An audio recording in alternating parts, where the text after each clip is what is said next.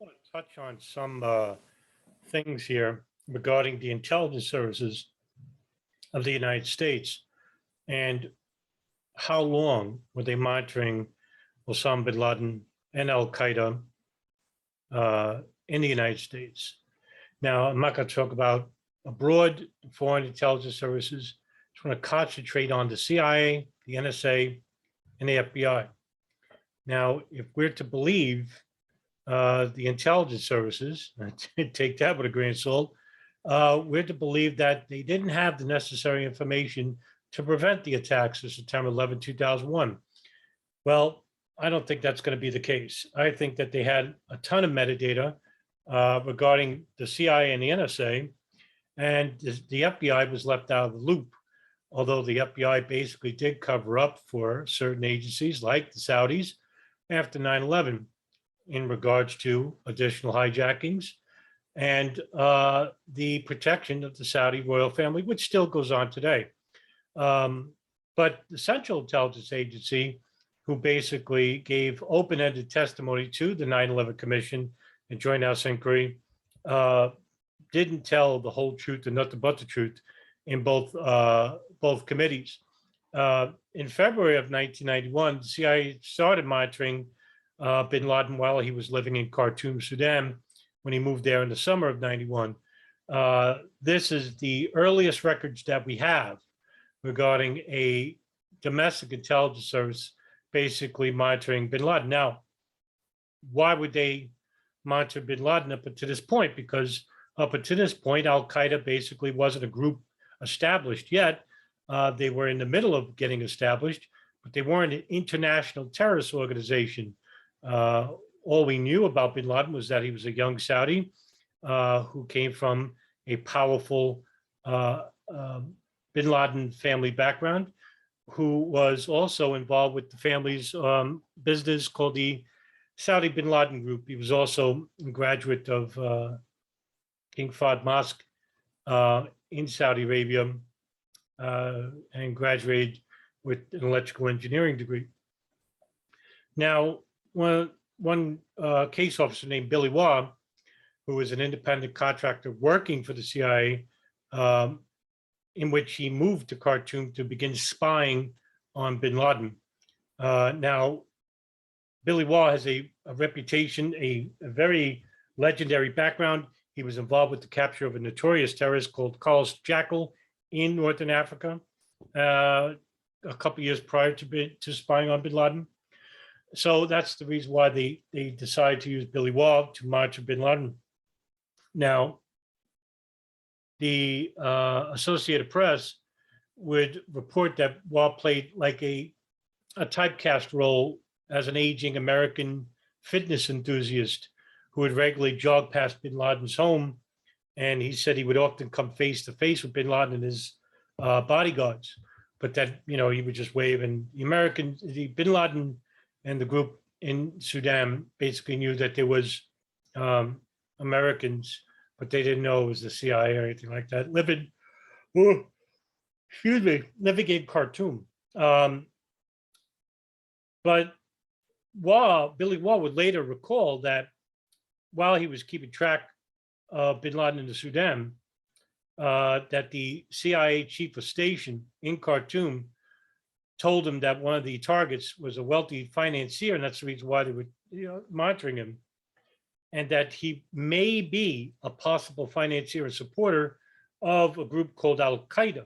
Now, again, this is before the 1993 World Trade Center bombing, which Al Qaeda was not a part of. This is before the bombing of the U.S. embassies in Tanzania and Kenya. This is before the Khobar Tower bombings, 96. This is before the Millennium Bombing Plot, 2000, or the bombing of the USS Cole in 9/11. So why were the CIA basically interested in bin Laden up until this point?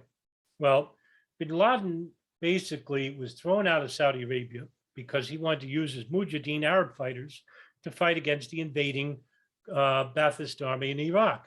And meanwhile, that intelligence was false. Iraq had no intentions of invading Saudi Arabia.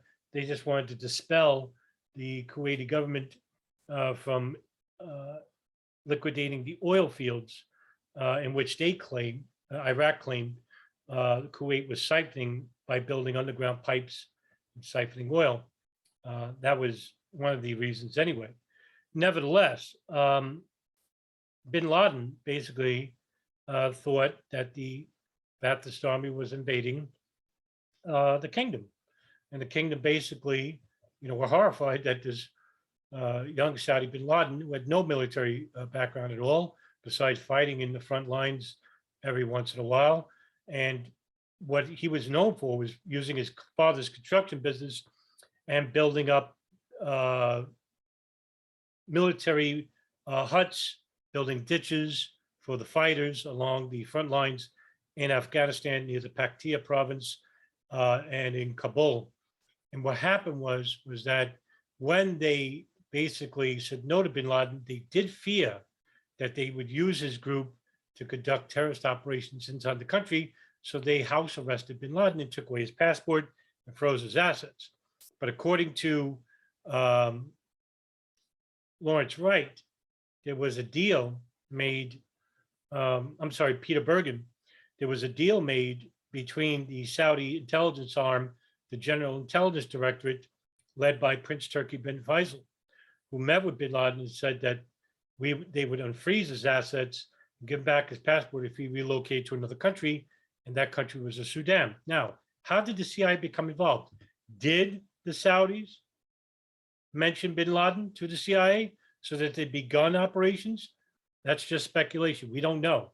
But it is interesting to know, why would the CIA, as early as 1991, could have been earlier, could have been, we don't know. But right now, what we know by the public record, that as early as 1991, the CIA was monitoring bin Laden in Khartoum when he relocated. Okay. And I'm not going to mention the fact that the CIA, while they were monitoring him in Khartoum, when he left the country and relocated to Afghanistan in 1996, excuse me again, very tired.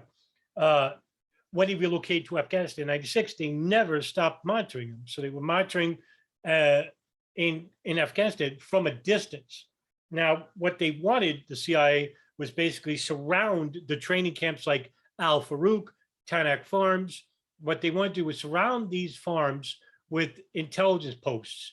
Now, they were using the Northern Alliance, which was fighting the Taliban at the time for control of the South. Northern Alliance was at the north, led by Ahmed Shah Massoud. And Shah Massoud was fighting on two fronts. He was fighting Arab fighters, now were coming from Khartoum with Al Qaeda, and the Taliban. The Taliban welcomed Al Qaeda with open arms, and according to Pashtunwali laws, they can't refuse another Muslim from a house of a Muslim. And the Taliban considered the Afghan country their house. Pashtunwali laws predate even Islam. Google Pashtunwali laws to get a better understanding of why later on the Taliban really couldn't throw bin Laden out. Nevertheless, CIA started building listening stations and monitoring posts around the outer fringes of the training camps.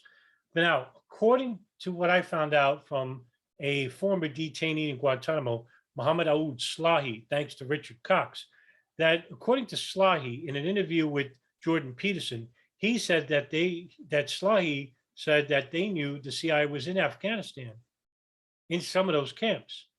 That's interesting. I would love to talk to Slahi about this, and I might do it in the future. If that's the case, that means those training camps had intelligence services, intelligence service operators inside the training camps. Now, that would make it that the intelligence services, whether it's the CIA, ISI, Mossad, who knows, MI6, that they could have pertinent information which wasn't shared with anybody else. And what information was that? We'll never know. So the CIA never broke from bin Laden up until this point. Now, that's a lot of data, right? So what happened? Well, in 1995, the FBI opens up a case against bin Laden. Dan Coleman and John LaGuerre, who are members of the New York City's Counterterrorism Task Force, the JTTF, they're sent to the CIA Counterterrorism Station to see what the CIA knew about bin Laden. And according to Dan Coleman, the FBI was basically in the dark about bin Laden. All they knew was that he's a financier and that he's involved with a group called Al Qaeda at this point in Sudan, Khartoum. Okay. They basically didn't know anything. Now, Frank Pellegrino, who's also out of the counterterrorism unit in New York, he was basically chasing Khalid Sheikh Mohammed, who really was an unknown to this point. Nobody really knew anything about Khalid Sheikh Mohammed, but Frank Pellegrino knew because he found out that there was a wire transfer from Khalid Sheikh Mohammed in Qatar to a bank account of somebody who was involved with the 1993 World Trade Center bombing, Mohammed Salame. Now, the check was for $600, but he wanted to know who sent this check. So meanwhile, nobody in the FBI in New York knew who Khalid Sheikh Mohammed was, tried to get Pellegrino to ignore that fact, but Pellegrino thought something bigger. That's what made Pellegrino really stood out, because he would be right in the end. So Dan Coleman was in shock when the CIA brought over these thick 40 files thick about bin Laden. That is an enormous amount. Now remember, that's October of 1995. 4 years from 91 to 95. Information. What did they collect? We don't know. It's classified. That the FBI would later find out that the Counterterrorism Center at the CIA had been conducting a vigorous investigation into Wadi al-Hajj. Wadi al-Hajj also had a house in the United States, in Texas, and in, I want to say Arizona. But he also had residence in Khartoum. He was one of bin Laden's personal secretaries and financial keeper records. So Wadi al-Hajj was later arrested when he arrived inside the United States, which the FBI basically visited Wadi al-Hajj in his home in Khartoum and basically took his computers and stuff. And he got spooked and left for the United States, where he was arrested and charged with foreknowledge of the 1998 East Africa bombings. But here we have the FBI basically in the dark about bin Laden, but at least now, 1995, they're starting to get the understanding of who bin Laden was and what he was about. Now, a couple months later, February of 1996, the CIA begins a counterterrorism center of their own, a special center called the Bin Laden Issue Station, or as it was known more commonly as Alex Station. Now, it was codenamed Alex Station because the chief of station, Michael Scheuer, had a son named Alec. And so one of Able Danger's operators, Anthony Schaefer, basically codenamed that for Michael Scheuer. Michael Scheuer would hire known CIA operatives, case officers like Alfreda Ambikowski, Michelle Ann Casey, Jennifer Matthews, and other women. And later on, they would have a nickname called the Manson family because Scheuer had these dedicated group of women that were just a core unit just for him. And the CIA basically found this to be troublesome in the long run and replaced him in 1999 due to his near fervent seclusion of this group, and wasn't cooperative with his superiors like George Tenet, the DCI and CIA. So they basically replaced him, James Pavitt and John McLaughlin. They found Scheuer to be very troublesome. And he was replaced by a more company man, Richard Blee, who headed the Bin Laden Issue Station in 1999. But 1996, here's a dedicated core group that allowed the FBI, the NSA, the DIA, all these agencies to share intelligence with the CIA, but the CIA didn't share intelligence with them. So everyone right off the bat was working and were opposing working with one another because nobody wanted to really work with one another. I mean, the NSA was sometimes sharing with the CIA, but didn't share everything. The CIA did the same thing to the FBI. The NSA did the same thing to the CIA, and the CIA did the same thing to the NSA and the FBI. So it just basically was a mess because some information was shared, but a lot of information wasn't shared, and especially the more important information. Now, I've gone over this ad nauseum about the CIA withholding information about two Al Qaeda operatives, Khalid al-Mihdhar and Nawaf al-Hazmi, from the FBI and the State Department that they were inside the United States and had US visas. Right? Now, in November of 96, the bin Laden received a satellite phone. Now, I have to say that this is the murky. Now, according to the CIA and the FBI, the NSA were monitoring bin Laden's satellite phone in 1992. The NSA says, no, they haven't. Now, depends on who you believe. I happen to think the NSA did, because if the CIA was monitoring bin Laden in 1991, I happen to think that bin Laden, using a satellite phone, was being monitored in Sudan in 1992. Now, because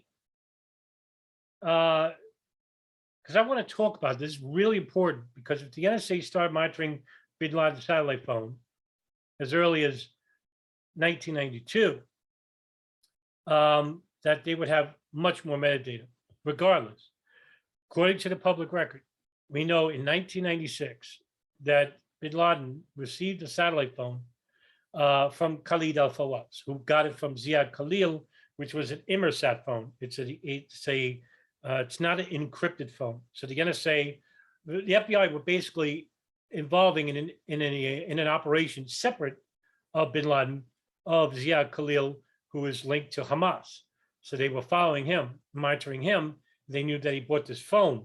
And so the NSA, the FBI informed the NSA about this satellite phone, told them, hey, could you monitor this phone call, these phone calls? And they did. This phone was tracked to bin Laden in Afghanistan. And because it was an older model of satellite phone that bin Laden was using in 1992, that too was being heard by the NSA. Now, bin Laden's satellite phone was also used by Abu Hafs al-Masri, also known as Mohammed Atef, and Ayman al-Zawahiri, Dr. Ayman al-Zawahiri of the Egyptian Islamic Jihad. But these are Al Qaeda emirs. Ayman al-Zawahiri, head of the Shura Council, and Abu Hafs al-Masri, Mohammed Atef, the head of the military committee of Al Qaeda. The calls made on these phones are encrypted, but the NSA is able to intercept and decrypt them because the phone itself is a decrypted device. As one US official in a Newsweek article on February 18, 2002, it's an anonymous official, he said that codes were broken legally. Use that term lightly. And Los Angeles Times will later report that the monitoring these phones produced tens of thousands of transcripts over 2 years. So if we're to believe, because he got rid of it in bin Laden got rid of the satellite phone in 1998. So if there were tens of thousands of transcripts from 1996 to 1998, just imagine how many pages of transcripts we have if it was from 1992 to 1996 or 1992 to 1998. Okay. Now, there were 238 phone calls to Britain, 221 calls to Yemen, and over 130 to Sudan, 100 to Kenya, and Azerbaijan, and Pakistan, Saudi Arabia, United States. Now, the phone calls to Yemen was important because one number kept calling the satellite phone.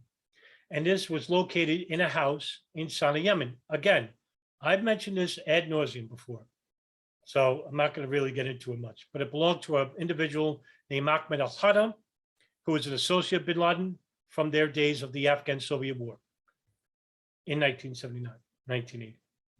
So with the NSA hearing all these phone calls, with the CIA monitoring bin Laden as early as 91, the FBI monitored bin Laden in 1995.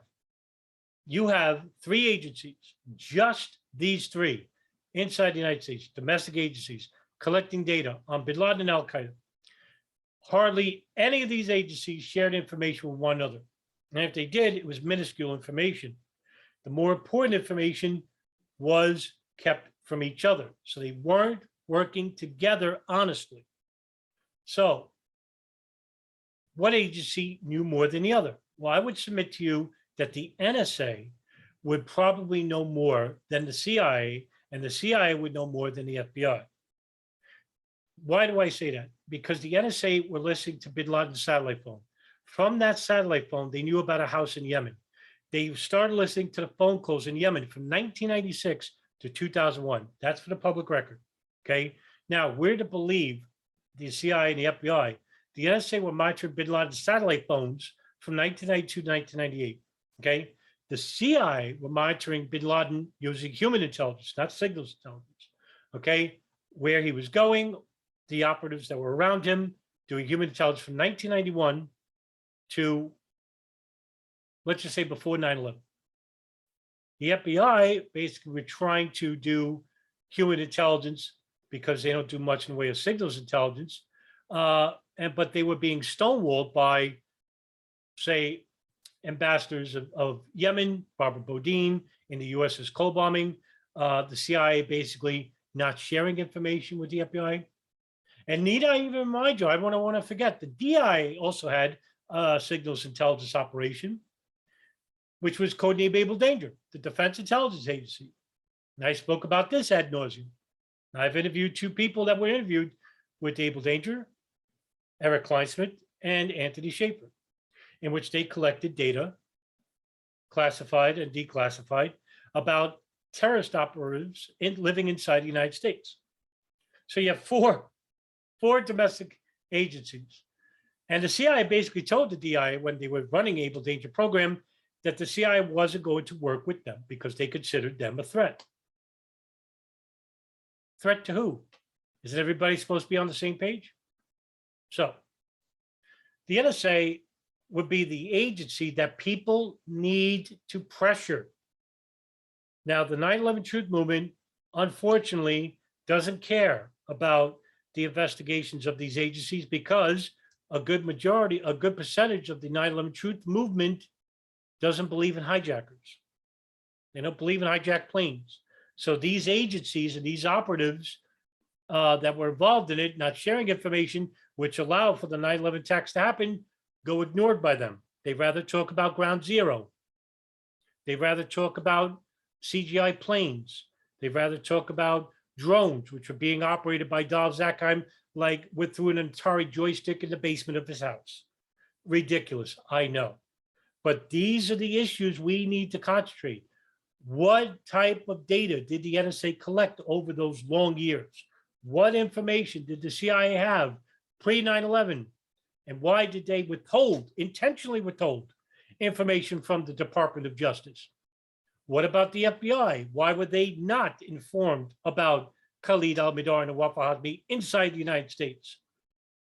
Who informed the Saudis and Israelis to do operations on Al Qaeda operatives who were later involved with the 9/11 attacks? Did they know about that beforehand? Or were the Saudis and Israelis conducting their own separate operations outside of the knowledge of the NSA, the CIA, the FBI, and the State Department? Did the CIA and NSA involve the Saudis and Israelis? And they got screwed because the Saudis and Israelis didn't share intelligence with the CIA and the NSA? That very well could be true. But none of these answers, now, none of these questions will go answered if we don't ask them in the first place. And that's why I need you to start yelling and asking the right questions.